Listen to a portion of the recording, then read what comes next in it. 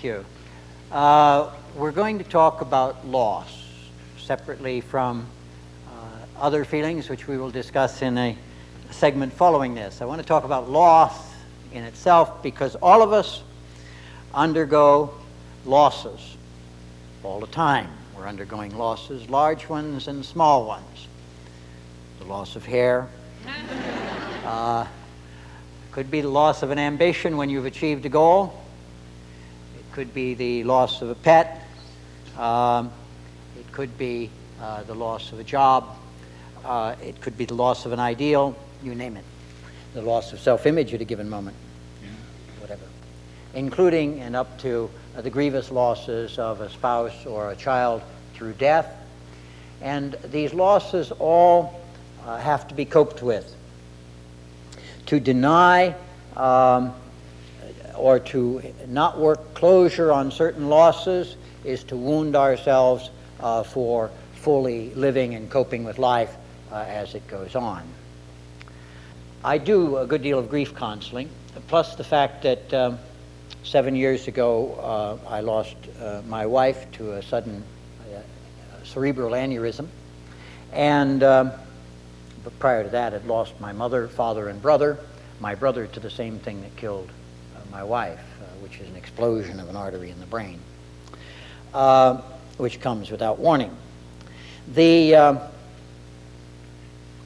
handling of that, as I say, is crucial to continuing to cope effectively with life. I've met people who have years after the death of somebody important to them been still crippled by it and not living successfully, and believing sometimes, I found them, believing that that was some sort of tribute to the dead person, which is kind of nonsensical, isn't it?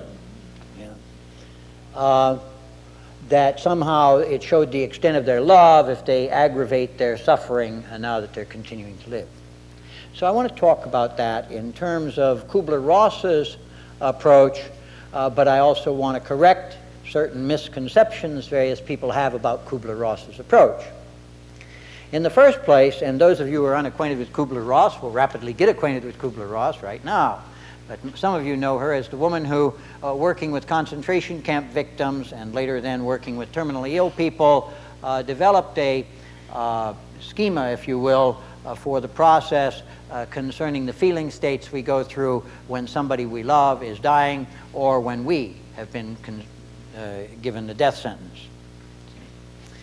In terms of, I don't mean in San Quentin or somewhere, I mean in terms of being told we're terminally ill.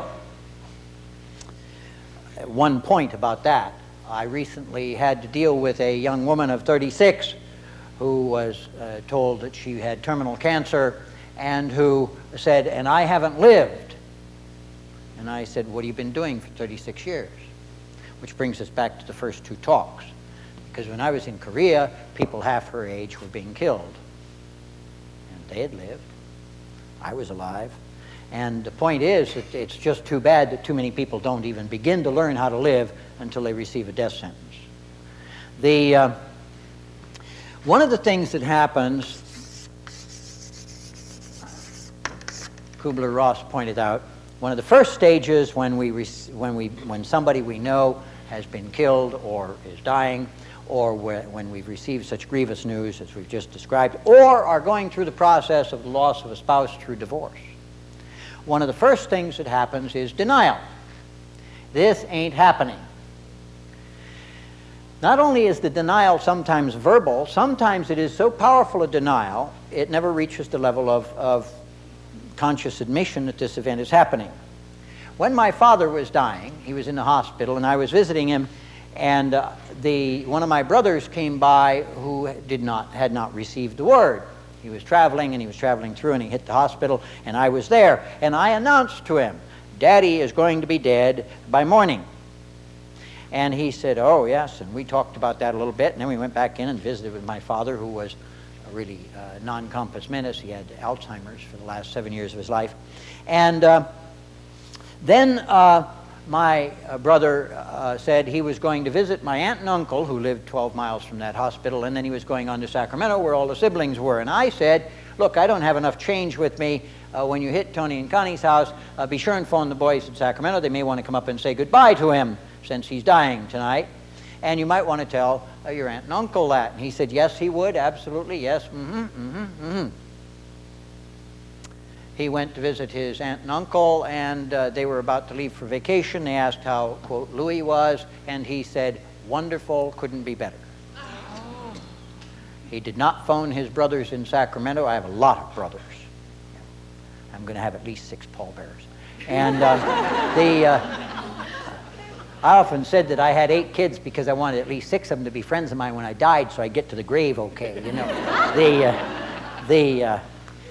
Somebody will bury you. Never worry about that. These people who want prepaid funerals, I say, after 3 days, somebody's going to bury me. I never worry about that. That's borrowing too far ahead. They'll bury you one way or the other. If you die, they'll bury you. Yeah.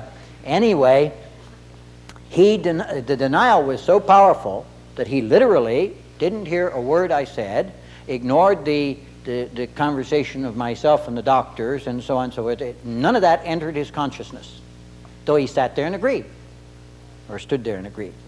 I kid you not. That's how powerful denial can be. This not only ain't happening, I don't even consent to having experienced it happening. Okay, that's part. Denial goes on for some people for quite a time. But then the next stage, some of you know. What is it? Not yet. No. Next one. No. The next one. Right after denial. Okay. Bargaining. Because what happens is I now begin to accept the fact that this is happening, but I say, I don't want it to happen. So God, don't let it happen, and I'll be a saint tomorrow morning.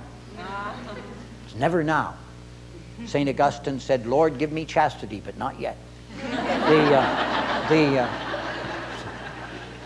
So the next stage usually is to start bargaining. God, don't let it be true, and I will do thus and so. See? And then, so we quibble about that. You know, I'll die instead, or whatever. Okay? And don't let this happen, and I'll be just a perfect spouse. Don't let this happen, and I will shape up all my life. You know, and so on. A lot of bargaining. But let's say it's ineluctable, it's now going on further. Then what happens? I now realize there's no way I can bargain my way out of it. What do I do next? That's right. Then I get mad. Then I say, why? You know, why is Charlie Manson alive and Myra dead? See, it ain't fair. So then I get angry. Okay? And then what happens? After I go through anger, what happens? No. One more before that. Pardon? Depression. Right. So the next step after the anger is I get depressed. Because very often, anger, by the way, when you turn it in on yourself, becomes depression. Because you're the kicker and you're the kicky, you lose energy both ways. It's true. There's a waste of energy. A lot of people think they're going to change themselves. If they could only kick themselves harder, they'd change. And all that does is waste energy. See, because you waste a lot of energy kicking, and you waste a lot of energy being kicked by you. So that's bad news. But then comes depression, okay? You get depressed. And then comes, quote, acceptance. All right. Now, those are the stages that Kubler-Ross described. And I have no fault to find with them. They are adequate. They're accurate and so on. No problem. The problem is that people think that they happen just that way.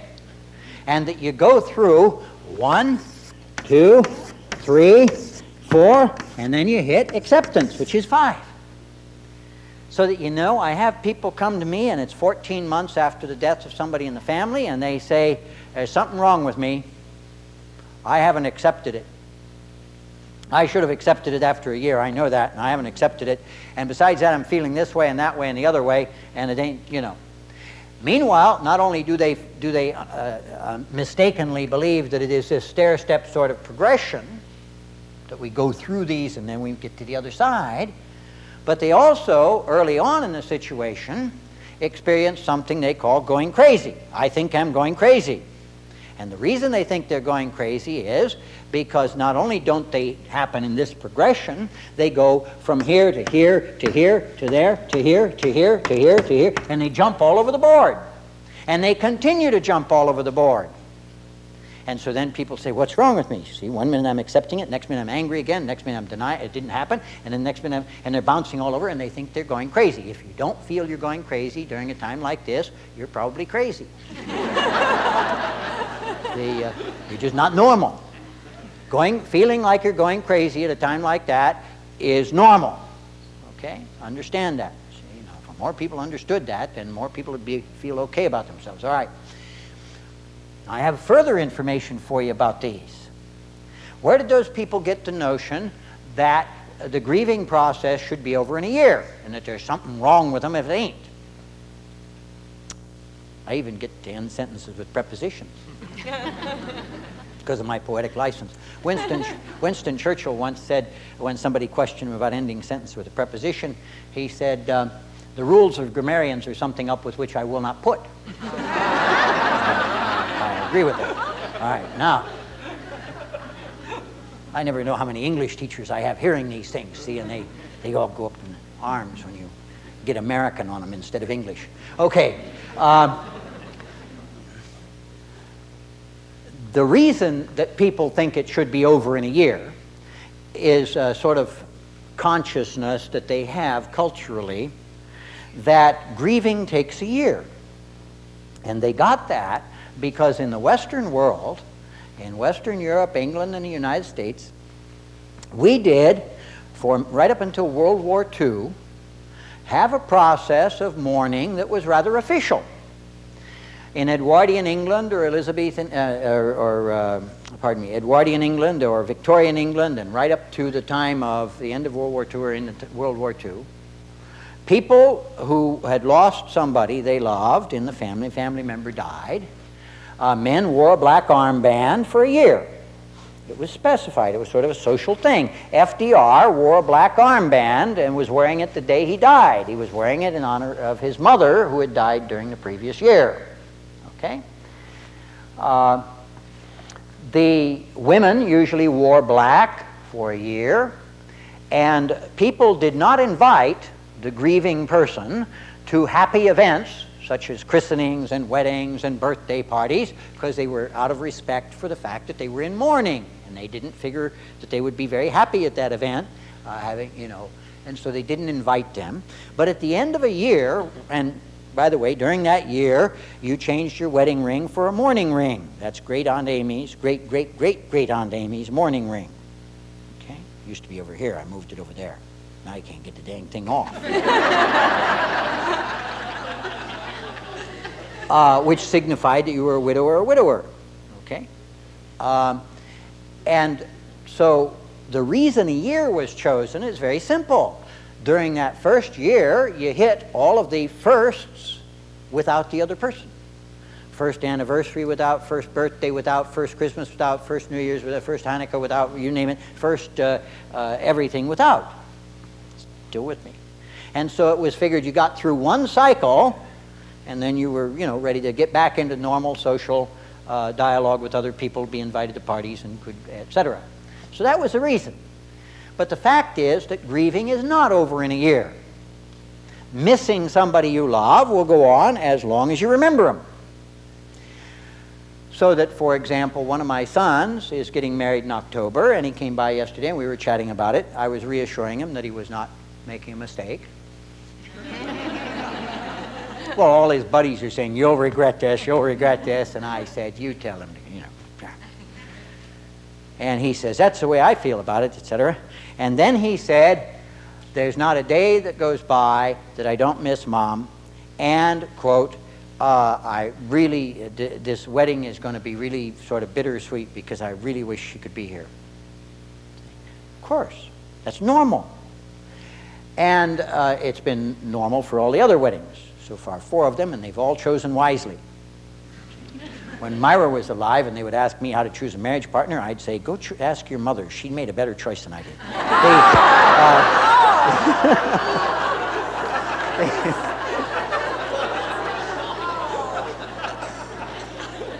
It wasn't quite true, but it was good for fun. Okay.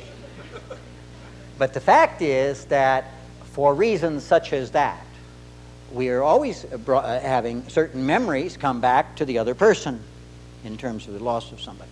In point of fact, recently a University of Wisconsin sociologist and a University of Wisconsin psychologist did a study of individuals who were survivors who had lost either a spouse or a child to an accident in which they were nowhere involved. They had no culpability about the accident.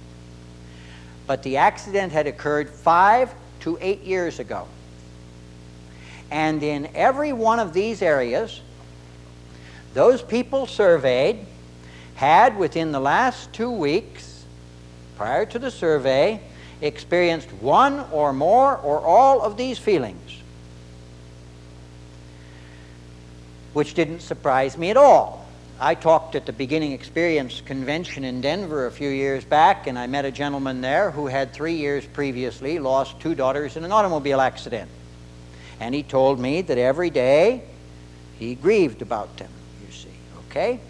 They were both in their, one was I think 19, one was 21. They died in the same automobile accident. I met him 2 years later in Cleveland, 5 years after the accident. I said, "How are you doing?" And he said, "Every morning when I wake up, I think they are still in the house." That's called denial. Okay? In other words, they didn't die. Then he says, "I have to remind myself that they aren't." And I find that a real downer. Then I have a few minutes of really being unhappy. And he says, "I've often asked myself, why them? You know, when you have all these creeps and terrorists still alive." Then he said, "Then I get on my feet and get about my work." So he goes through 4 or 5 of those every morning, 5 years after the event. That's not abnormal. I keep insisting on that because I meet so many people who think there's something wrong with me. I'm supposed to get over this somehow. But no, it's a matter of accepting that as a normal part of our process of living and of loving people and of incorporating their deaths into our life structure. Okay? Now, let's carry it further. Everybody understand where I'm at now? Okay, and what I'm driving at there.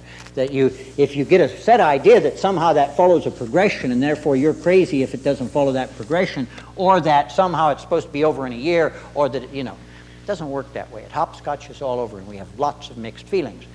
Now, some people have very powerful sort of feelings that have nothing to do with that. They have guilt feelings. So that you take the classic case that I had presented to me was in the Midwest. I was giving a talk on loneliness and love, which was absolutely hilarious. And to a group of 65, 70% of the people were over 65 and living alone in the inner city. See, and they loved everything. I mean, they just laughed because it's absurd the way we create our loneliness, Had a gentleman come up to me and say, "Mr. Barbeau, I'm so glad you're talking on loneliness. I spent all week and in my room alone, waiting by the phone, and nobody called." I said, "You were right near the phone all weekend?" "Yeah." I said, "Nobody called." "Yeah." He said, "Well, I went to the store once and had to go to the bathroom, things like that, but it was right there." I said, "Your phone have one of those dial things on it with numbers in there?" Never entered his head to call out, I said, "You're supposed to lift the thing and phone somebody and say, I want to go snowmobiling,' or whatever." Well, just after that man talked to me, this woman came up. And she started crying. Immediately, she started crying. She was about 60, 65 years old, beyond menopause. And she told me, yeah, well, that's important because she told me she was crying all the time. She cried over the cauliflower in the supermarket, Well, most of them cry over the broccoli. That was one of the, crying over the broccoli is a symptom of menopause, see, but crying over the cauliflower is something else entirely, see. They'd just be standing there in the supermarket and they start to cry over the broccoli. Ought to get a grant to study that. Anyway, She said she cried all the time. She was crying. She'd been crying for 12 years, ever since her husband died 12 years ago. He died at 11 o'clock in the morning one day talking to a patient. He was a doctor, and he died 12 years ago it was, and he died that morning at Christmas time it was, and he died, and she's been crying. She cries all the time. She's been to doctors ever since, and she went on this way, and all these doctors kept telling her there's nothing wrong with her, and she knew there's something wrong with her because she was crying now, and she cried all the time. Now, I don't normally do instant therapy because it's hard on my peers. So, but in this case, at that time, I didn't know anybody to refer her to in the Twin Cities area, and so what I did was I asked her to go over and see the lady over there, and I said, you see if she's got a room with 2 chairs in it, and we will cure you. You look skeptical. This is known as chutzpah. It's also known as inspiring confidence in the client. It's also known as, knowing what you're doing.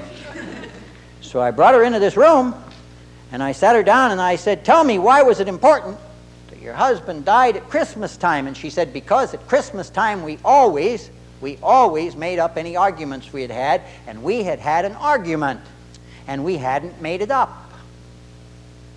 I said, I thought it was something like that. Yes, she says, we were giving one another silent treatment. I didn't speak to him for 3 days there, and that morning he went off to work. I didn't say goodbye to him. I didn't talk to him. I didn't make his breakfast, and I didn't phone him at the office, which I normally did, and we just, I hadn't made his dinner. We just hadn't talked in 3 days, and then he died. Talking to a patient on the phone, he had a massive heart attack, and he died. I said, that's a dirty trick. That's not the way that game is played. See, people, when they play the silent treatment, think somehow they have a future. They always are betting on the future. They're those people who are always never doing what it is they're doing, see, and the quality of the relationship, we can have this lousy relationship because you're not going to die on me. So I said, well, you remember what he looked like? She said, of course I do. I said, fine, put him in that chair over there. So I had her put him in that chair over there, and I had her tell him all the things she would have told him had she known he was going to die that morning. So she told him all the things she would have told him and she just barreled out this wonderful statement, this marvelous expression of love, and asked forgiveness, and it was just fantastic. She'd been rehearsing it for about 12 years, see, and mentally, and she gave this out, and then I said, now move over there, you know him very well, what would he have said? He used to say it every Christmas, you see, when they'd make up, and so she told herself what he would have told her, and then I had her move back and respond to that, and she did that, and I had her move back and respond to that, and she did that, and I had her move back and respond to that. This is known as going crazy. Talking to yourself. It's also therapeutically known as working closure on the past. Had a woman whose daughter stole her car in the middle of the night for a joyride. They had had an argument, and the daughter, without the mother's knowledge, and the mother wakes up in the middle of the night to the police at the front door saying, you're dead. And they said, so-and-so's dead. And she said, I'm so-and-so, and I'm very much alive. So they said, then who's driving your car? And because whoever it was incinerated. And so that was when she discovered, all right? Well, because that note that they had ended on was this squabble, we had to work closure. And among other things, we have to help this person overcome the negative, unfinished business of the past. And the negative, unfinished business of the past is why a lot of people carry on unnecessary, painful, grieving process for themselves, because they're carrying around guilt. They're beating themselves with what they would have done had they known that person was going to be dead. Well, I'm going to tell you something. We're all going to be dead. So better get it done now. That's one item. But the second one is, if people have not handled it in time, then one has to do something that works closure. Therapy with a good grief therapist is an excellent thing. And the same thing goes in terms of the negative, unfinished business out of a divorce. And a lot of men that way, where somebody just walks off and the other one doesn't get any chance. There's There's no healing process time allowed. There's no understanding that's built. There's no sort of closure being worked on the previous relationship. I don't know what hit me. I've heard that often from one party or another as one of them, leaves. If I had only known, etc. And the closure process has to be worked. So that this one, in ending negative unfinished business of the past, then one frees oneself of the past to get on with living in the present and dealing with the only moment I'm really alive and starting to do what it is I'm doing, you see, which is being alive. That's crucial. The other thing to appreciate, I mentioned this, and by the way, the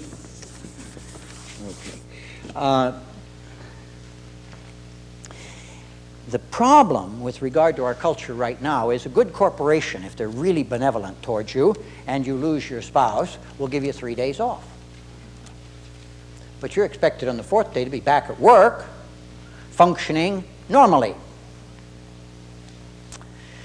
The culture in general will supply you with enormous support for about 2 weeks. All your friends will flood in and they'll offer you anything in the world, and then they go back to their own lives and you are left without that. And for a number of people, married people who lose a spouse, they lose all of their married friends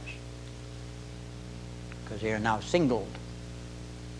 There were 600 people at Myra's wake. There were 800 people at her funeral. I had invited 2 priests to celebrate. I'm very ecumenical. I invited a Jesuit and a secular. Some of my best friends are Jesuits. I just don't want a daughter of mine marrying one. And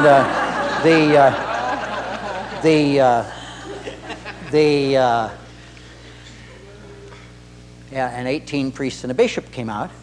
And there were 3 choirs, and I mention all of that to mention only one other thing. Since that funeral, I have been invited to 2 married persons' homes for dinner of that group of people who were at that funeral. So I've had to build a whole new network of friends, which many people have had to do, whether it's divorce or death in the situation of losing a spouse. Okay. And if that happens to me, imagine what happens to people who have less facility for making friends. Okay, now, when we have a society then that treats people with 3 days off for the death of a spouse or whatever, and now you're supposed to be back to normal, it becomes very, very crucial that any of us who have suffered a severe loss, whether a divorce or a loss through death, a very severe loss of that sort, to understand that you have to be your own best physician. You have to be your own best therapist. And the first thing you have to do is, if closure is necessary, seek some help to work closure or work it on your own. How do you work it on your own? Well, for one thing, you can write a letter to somebody who's dead. You don't have to mail it. But you sure write it. You can get it out that way. I had one gentleman who did that. You can talk with other people about various things, work out the closure whatever way you can. Competent help is useful in that. But the other step is to understand that you have been hit on the emotional level with the equivalent of a Mack truck on the physical level. But if you got hit by a Mack truck out here on the freeway, they would pick you up very gingerly and hustle you down to the hospital and intravenously feed you and put you on a monitor, and they'd whisper around, you'd get wonderful care. And for weeks you'd be done that way. And then finally they'd allow you, with great help, to toddle to the bathroom on your own. No more cold bedpans. And then pretty soon they would allow you to toddle up and down the hall with a walker. And finally, when you finally were able to go home, they'd give you a lot of pills, and they'd want you to come in on a regular basis to have a number of checkups and right? Wonderful care. But the problem with this kind of trauma is the bones aren't sticking out, and there's no intensive care unit for you, and they want you to be back at work and functioning in 4 days, so you have to self-prescribe. You have to understand you're not odd to be hurting so damn much. And that indeed, since you're the one who knows where you're hurt and what's hurting right now, you're the one that best can prescribe. I always assure my clients, no matter what we're involved in terms of their situation, that they are their own best therapist. Well, that's equally so, and maybe even more so, about this kind of situation, which is intensely personal. that one must then prescribe. Do I need a rest? See, then I should prescribe some rest for myself. Do I need to see a friend or talk to somebody at 2 in the morning? Then that's what I should do. Runs up the phone bill a lot, but you should have somebody you can call at 2 in the morning. And do I need to do this or whatever? It's really crucial to appreciate certain things and to plan for certain things. You see, Sundays are awful because there's no work. Saturdays are pretty bad and holidays aren't much better. And so you must plan ahead in those situations to what are you going to do this next weekend, what are you going to do there, so that you are self-prescribing, so that you're heading off at the pass, the trap door opening and you being hung again on Sunday with feelings of desolation. Being kind to oneself at such a time is the best therapy you can do. And it's also the most difficult because most of us were never taught to be kind to ourselves. We were taught to kick ourselves a lot and to not be patient with ourselves and to not, it was called being selfish. Now, there's a big difference between being selfish and taking care of yourself, because if I don't take care of me, I have nothing to give you. When I properly understand self-care, I then understand that I cannot give you the benefit of a rested body if I don't rest. I can't give you the benefit of a book I don't take the time to read for myself. I can't give the benefit of good humor if I don't do things that put me in a good humor, and so on. Well, I also cannot get well, become whole again after having been wounded, if I do not do some things that are good for me and make me feel better. Still with me? Yeah. Okay. Good. Now, some people, when they meet that empty space in their lives, whether through divorce or death of somebody, that void, that big emptiness, they fall right into the pit of despond. Okay? Now, for a time, that's normal. You feel very unhappy. Other people will try to avoid that. They don't want to go through that pain, so they run to booze. Going to fill the empty space with alcohol or drugs or sex or a new relationship immediately or whatever. See? They'll do that. People do. They regret it immediately. Because what they're trying to do in avoiding the pain is to abruptly fill the empty space. And when we do that, we usually make a mistake. I always advise people, especially in the trauma of death of a spouse or even a divorce, if at all possible, not to make any other major decisions for at least 2 years, because they're not sane. So if they want to run right out and sell the house, and I can't live here anymore, and this and that, they'll usually make a lot of mistakes that will be costly financially and emotionally to them down the road. They're much better off to be very patient about that, put all major decisions that they can on a back burner and just make the ones that are necessary until they feel better and strong enough to handle them. It's good advice. Because the fact of the matter is, an interesting thing happens. After one has undergone this period of loss, of suffering here, one begins to realize something. That void is a space full of creative energy. And it now can be utilized. What do I mean by that? I don't care whether we're talking about a divorce or a death. In the case, we'll keep to that for the moment. Major sort of loss. It is not uncommon for people who, having weathered the storm, on the other side, to begin to discover that all the time that went into that relationship is now free to go someplace else. The energy that went into that relationship is now free to go someplace else. See, whether you wanted it to be free or not, it's free to go someplace else. That the talent, the emotional input, the ingenuity that went into enhancing that relationship, all of that has to find another outlet. There's energy there that is demanding release. In fact, most depression is energy demanding release. When you feel a little down, it's because something in you says, you're dead there, you got to bring you to life. So people come in and they say, I'm depressed and I don't know why. I turn to them and I say, ooh, wonderful, you're going to do some new things, huh? And they go, what's wrong with this guy? But it's true. If you get depressed and you don't know quite why, it's because something in you is telling you, you got to get some new energy. You're looking for a new outlet. There's a place your energy wants to go. Okay. When that happens, we begin to find that, because if you look at a love relationship particularly, we put a lot of energy into that, accommodating ourselves to another person, showing our affection and care and concern and all of that, physical energy as well as emotional and spiritual energy. It's now freed down the road to go someplace else, but only after you've been through that progression that we've been talking about. See, if you came to me at Myra's graveside on the day we were burying her and said, now, Clay, you're going to have a lot of energy and time and talent you can put elsewhere, I would have buried you. I would never say that. I know you wouldn't, but I'm just telling you, that's not the right time, see. One has to go through the void first, and as one gets to the other side, one begins to realize it can also be those energy, that everything that went into that relationship can now go elsewhere. The love even that went into that can go elsewhere. Making sense still?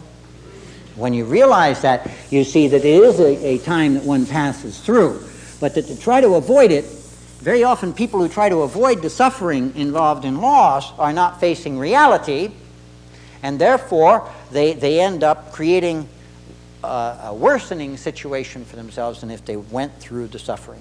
See, I work on the principle, at least one of my principles, got a lot of principles,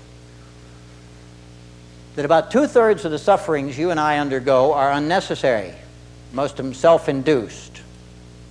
See, by some of the things we've been talking about so far today. But 1/3 of them are totally unavoidable. They are built into the nature of things, and that includes the death of somebody we love. Okay? And that, you know, again comes back to, okay, then, that one, it happens. You didn't create that. You didn't want that. Then how do you cope with it? Creatively. And there you go. And you work on that. Okay. There's another thing that comes into play in terms of patience with yourself. After you appreciate, you know, the hurt and that you have to go through some of that, one must always understand that the outcome and expect a positive outcome. You see, there is the resurrection that follows the crucifixion, so to speak. The positive outcome is there if we utilize the period properly. It's crucial also to begin to look for support for outside of oneself in terms of these crises. Now, there are people, especially males in our culture, and here we go again. I hate to whap at the males all the time, but because of our acculturation process, we have all kinds of males who don't know how to express their grief, and they figure they've got to tough it out alone, and they don't need any help from anybody, and they isolate themselves further, and they do what one friend of mine did a few years back and blow their brains out, which leaves their 3 kids now not only without a mother, but without a father, rather than seeking some kind of competent help. That's obviously, from my point of view, naughty. Don't do that. Okay, that's not done. One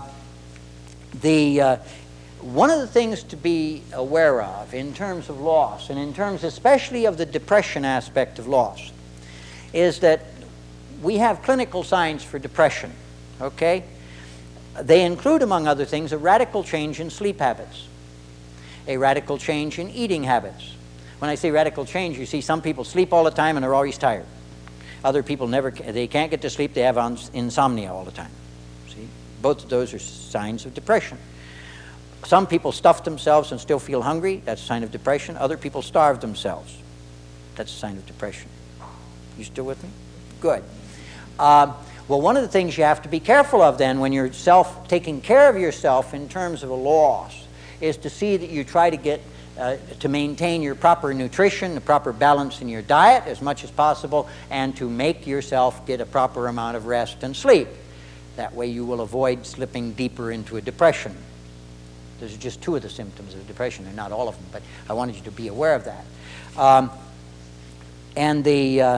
That becomes rather crucial, and to seek some recreational, that means recreational, time for yourself, and recreational includes the spiritual, you know, as utilizing the spiritual resources that you might have, going to your church or whatever, your synagogue if you're Jewish, tapping the spiritual traditions of your own to draw upon them. One of the pearls of great price that lies inside the suffering of a sudden death, particularly in many families, is that people have to now raise questions they never raised before on a profound theological and spiritual level. Many people have had to be confronted then because they had the notion, you know, that other people died, you know, and now they've had to confront the ultimate questions. Okay, and so it's really crucial to understand and utilize that spiritual dimension at the same time to apply oneself in other areas that bring new energies in.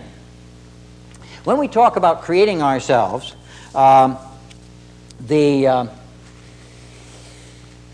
this is one of those times when a whole recreation sometimes is necessary. In the case of a divorce or in the case of a death of a spouse, one has to now recreate one's life. There are all kinds of losses that occur. For instance, in the divorce, it's not just that one has lost the physical presence of the partner. There's also an economic divorce that occurs, which has all kinds of consequences, and people then have to do, how am I going to handle all this economically? It's a new economical world. There are also, in the case of there's a sort of psychic divorce that has to occur, which sometimes doesn't occur for a long time. That's what people like me help people through sometimes, because they still feel married, though the other person's off with somebody else or whatever. And though it's a legal divorce, the psychical divorce hasn't occurred. And those losses all occur at different phases sometimes, or all become aware of them at different phases. We are constantly, if we are growing at all, going through loss. When we go into adolescence, we lose some of the pristine innocence of pre-pubertal years. Adolescence, as you know, is a very hairy time. The word puberty comes from the Latin word for hairy. Did you know that? Yeah, hair sprouts in all kinds of funny places. And then what happens is when we get out of adolescence, we have now lost our ability to depend totally upon our parents. We are now supposed to be on our own 2 feet. That's how we know the end of adolescence, which occurs in our culture at about age 27 now. And well, it's only over when we're paying our own bills on our own trip. But when we move into that phase of our existence, we've given up the realization that we totally depend economically, and you know they're responsible for us. We have to be responsible. So we give up something when we gain this new freedom. When we marry, we give up our singlehood, you know, supposed freedom out there. The gal who has a baby and may have looked forward to it, wanted this baby, thinks it's wonderful, has a few mixed feelings when she discovers it ain't going to stay a baby. And 2, it means 24-hour day, 365 days a year responsibility, and she doesn't just get to get up and walk out of the house and go down and buy an ice cream cone without figuring out what she's going to do with the baby. In my daughter's high school in San Francisco, they took the kids and they had them blow an egg, you know. I empty out an egg and color it up, and for 1 week they had to treat the egg as their baby. They had to be responsible for it. Anywhere they went, they either had to take the baby or put it in somebody's care. When they went to bed, they had to be sure the baby was put to bed, and so on. My daughter came running back into the house one day and said, "My God, I left my baby on the table for an hour."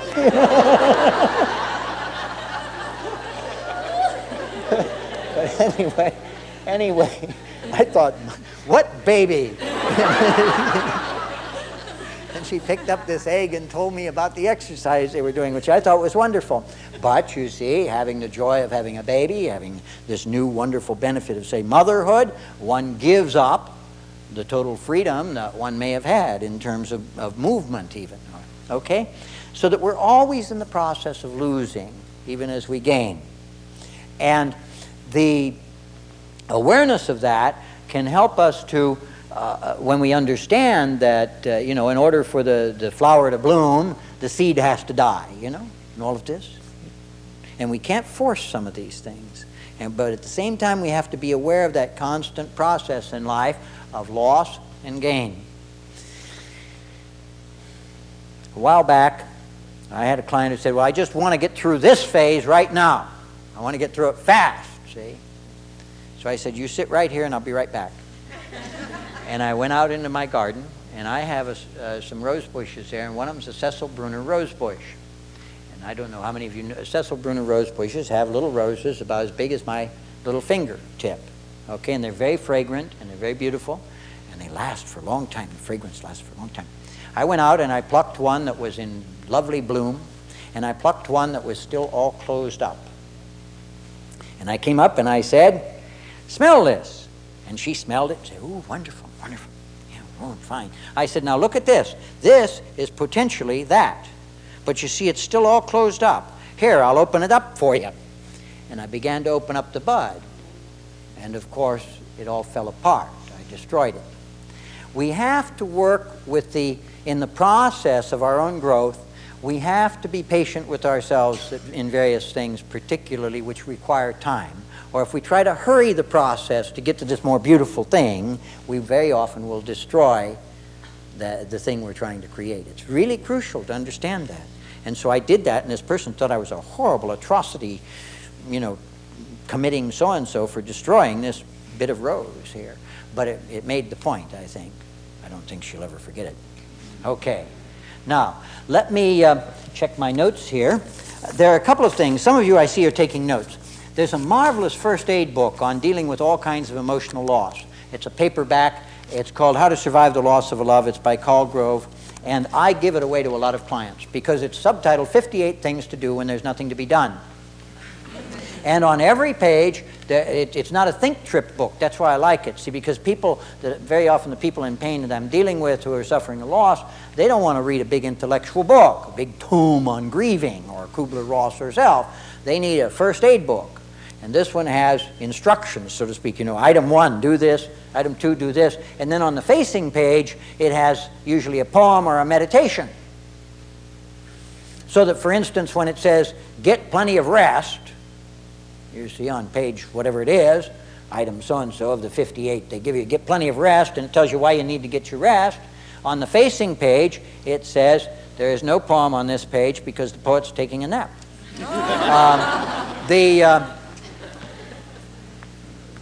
On another one, when it's talking about pampering yourself a little bit, the facing page says, I hope you make house calls, God, because I don't feel I've got the energy to go to church today. There are some really very powerful things in it, and it's all very succinctly put. I use it as a sort of basic handbook, so I don't mind plugging it here. How to Survive the Loss of a Love is an excellent book. But there are other books around that you might find useful too. Rabbi Kushler's When Bad Things Happen to Good People is excellent in terms of a natural approach to the bad things that do happen. And Alla Bozarth Campbell has a book called Life is Goodbye, Life is Hello. And that's what it is. It's a constant process of goodbyes and hellos. Are there any questions right now about what I've been covering so far in terms of this? Any at all? Yes? How do you deal with Guilt. You mean the unfinished business? Do you mean that? Or I think that if the guilt begins to impair your functioning, then you ought to seek some counseling about it to see how valid it is. There are certain things I should feel guilty about. If I walk over to you and put a bullet in your head, I ought to feel guilty. I really should, see? I mean, there are certain things if I'm a responsible being, there are things I should feel guilty about. But a lot of us saddle ourselves with guilts that are not in touch with reality. That we pile upon it's all my fault sort of thing when it isn't. And we need sometimes an objective person to help us handle that, especially if it's crippling us in the present. In terms of a marital breakdown, the loss of a spouse through divorce, for example, if I'm the dumper, I will very often feel guilty, right? I dump somebody, so I feel guilty. The dumpee feels depressed, right? It's a blow to their self-esteem. But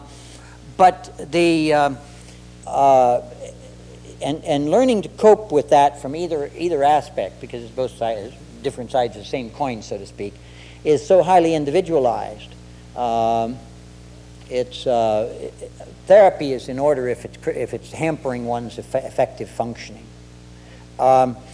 what you always want to do when choosing a therapist, because there are a lot of nutty therapists out there, is to check them out.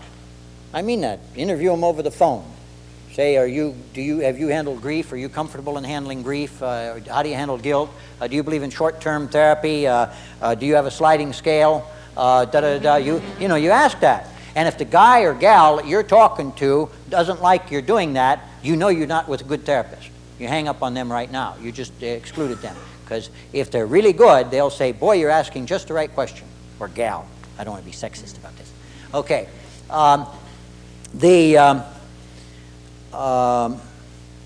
The majority of people do carry around excessive amounts of guilt that have no relationship to what's, to reality in their lives.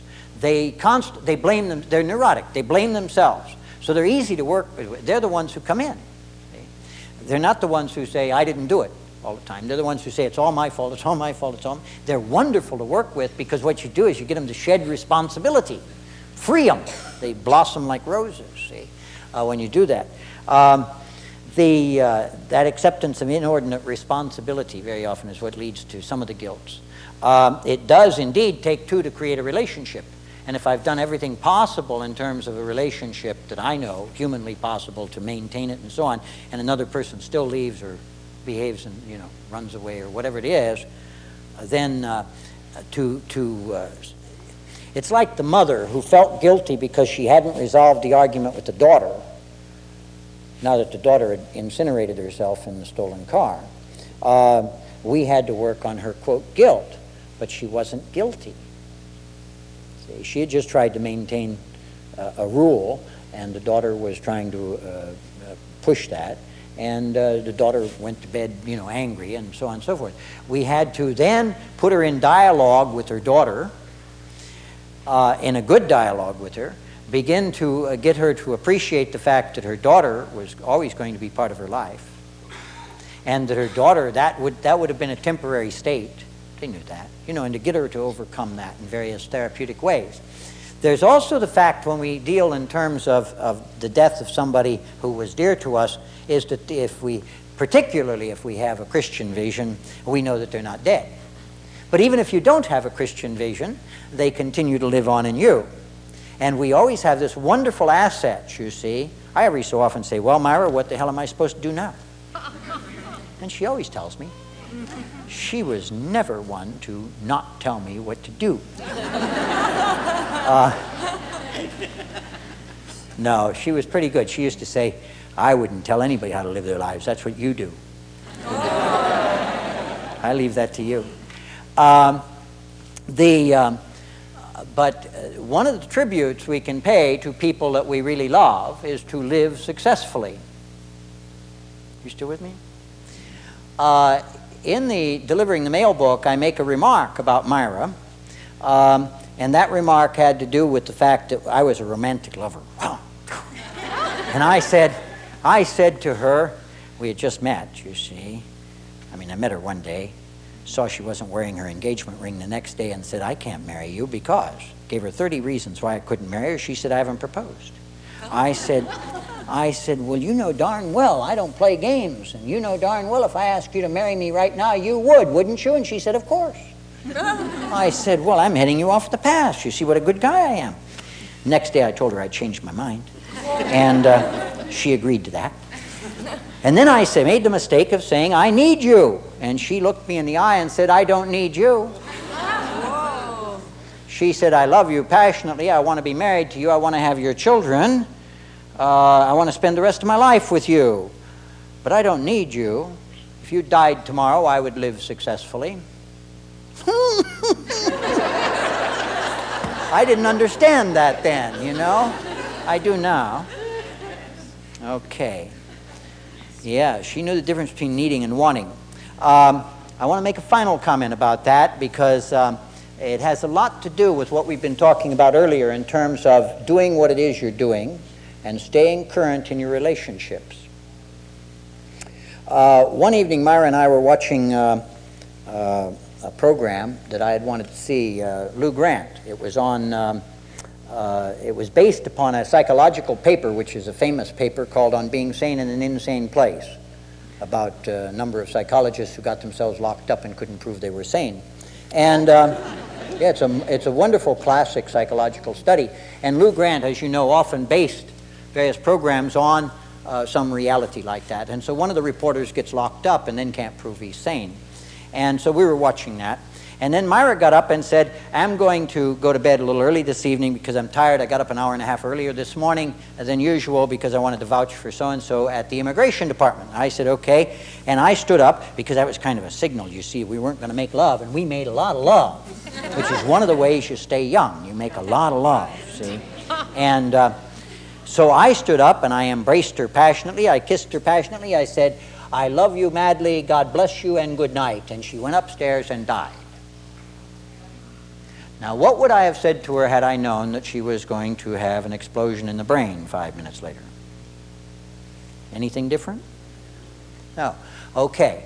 The fact is that, therefore, I didn't have a lot of negative unfinished business, hadn't had for a long time. In fact, the previous month, God had been very good. That interview I mentioned of the therapists who were interviewing us for a book on successful marriage, privately, separately, confidentially, after they left, for that full month, Myra and I were talking about the quality of our marriage, asking the questions. Well, what did you say about thus and so? You see. It's quite true, yeah. And later, when I heard her tapes, I argued with them. Yeah. I was listening to the tapes, and he said something about children, and she said, oh, they've always been, all of our children were planned for. In fact, I wanted 10. She said it was Clay who decided to stop at 8. I leaped from the chair and said that was a mutual decision, mutually arrived at. Arguing with a tape recorder. But I think it's really crucial. In fact, it's one of the dicta by which I try to maintain my balance, my sanity, and that is always to stay current and on a positive level with the people in my life.